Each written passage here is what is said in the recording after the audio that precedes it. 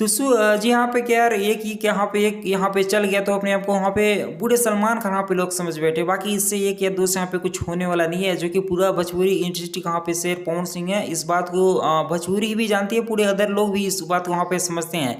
दोस्तों बाकी यहाँ पे कुछ नहीं है। खैर आप वहाँ पे तैयारी है, जो कि हमेशा की तरह से बुरे तरह में भी अच्छे यहाँ पे रिस्पॉन्स दिखाए वो है यहाँ पे पवन सिंह।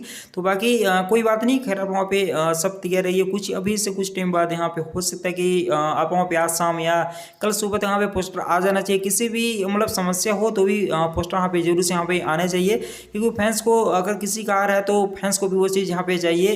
तो फिर देखते हैं अभी क्या होता है। कुछ अपडेट हो तो वैसे कोई खास अभी नहीं है, लेकिन हाँ वैसे सॉन्ग की आने वाला है, जो कि प्रियांशु सिंह ने ऑफिशियली पोस्ट करके बताया भी है कि सॉन्ग बहुत ही यहाँ पे जल्द लेके आओ तो बनी तो आ रहे हैं। खैर बाकी आप वहाँ पे तैयारी है, बाकी वो तो है जो है सो। खैर इस बात को सब आप वहाँ पे जानते भी हो।